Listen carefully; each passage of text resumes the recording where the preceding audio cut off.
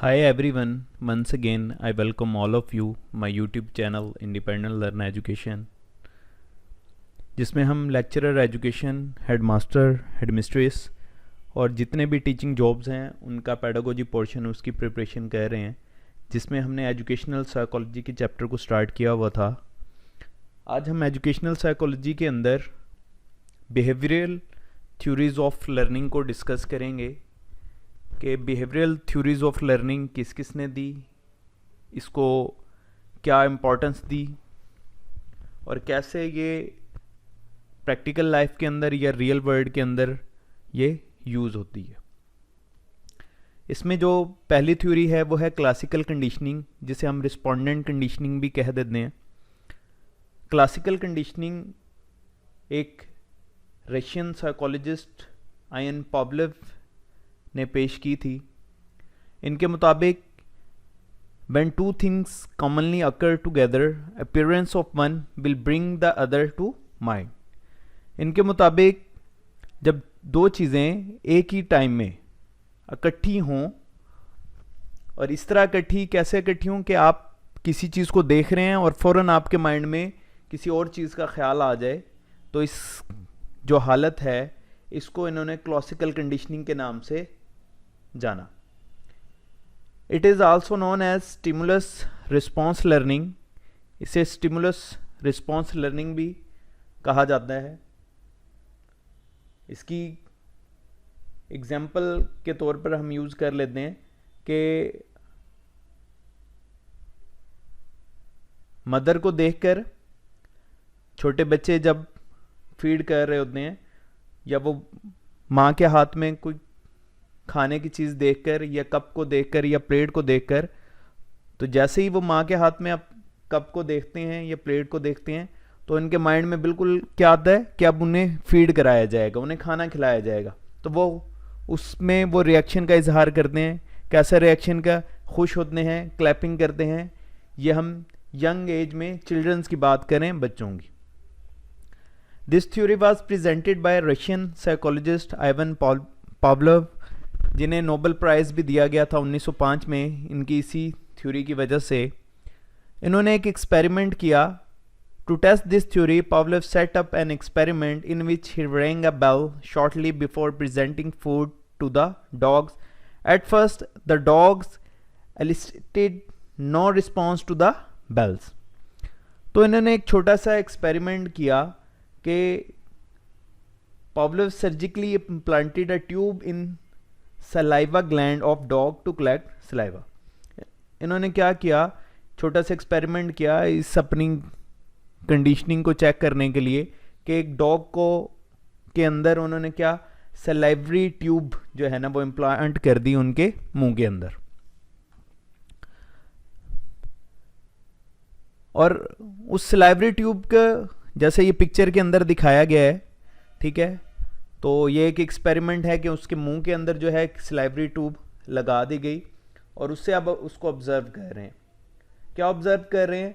When food was given to the dog, जैसे ही हम खाना देते हैं डॉग को, तो खाने को देखते ही उसके मुंह में क्या आना शुरू हो जाता है? सलाइवा आना स्टार्ट हो जाता है।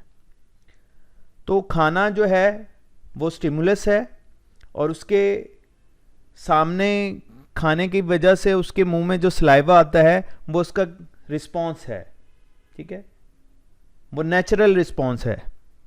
खाना नेचुरल स्टिमुलस, और जो इसका मुंह में राल आना या सलाइवा आना वो क्या है? उसका नेचुरल रिस्पॉन्स है।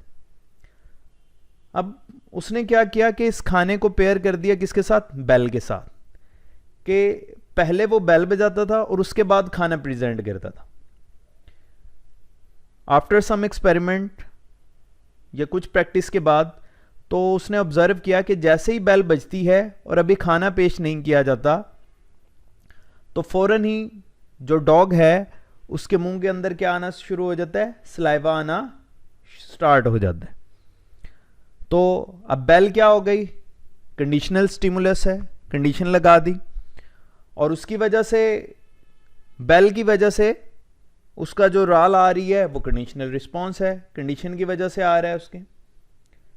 तो ये उसने एक्सपेरिमेंट किया कि जब भी कोई चीज़, एक चीज़, दो जो फिनोमेना है या दो जो चीज़ें हैं एकदम आपके सामने आए, तो इस रिलेशनशिप को उसने किसका नाम दिया? क्लासिकल कंडीशनिंग का या रिस्पोंडेंट कंडीशनिंग का, कि एक को चीज़ को देखकर फौरन ही दूसरे का आपके माइंड में ख्याल आ जाए।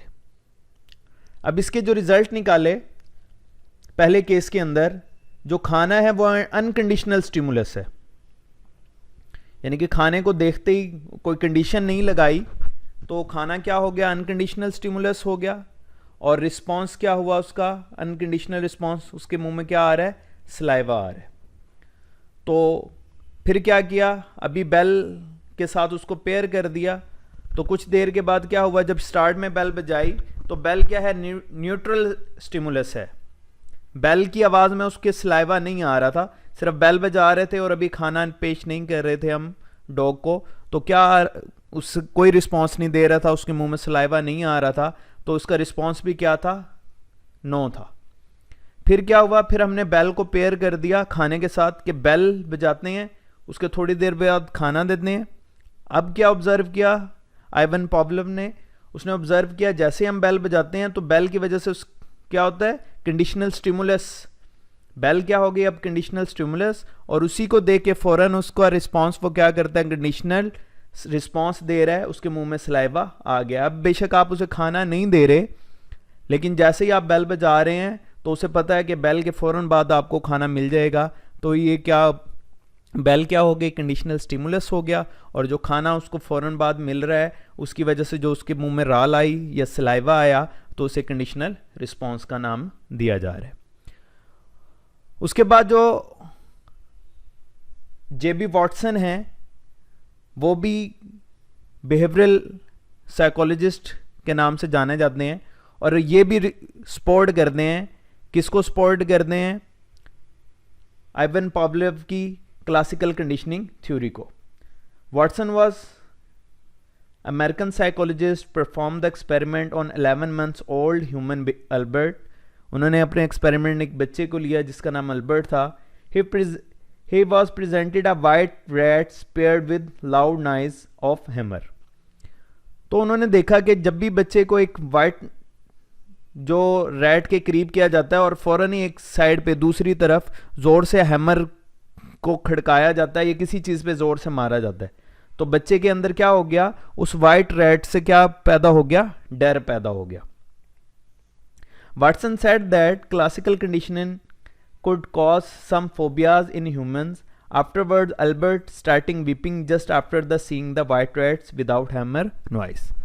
अब स्टार्ट में उन्होंने क्या किया? उसे वाइट रैट उसके सामने रखा, चूहे को देखकर पहले तो उसे कुछ नहीं हुआ, लेकिन जैसे उसे पेयर किया, हथौड़ा किसी चीज पे मारा गया, तो उसे लगा कि इस चूहे की वजह से ये इतनी लाउड नॉइस पैदा होती है।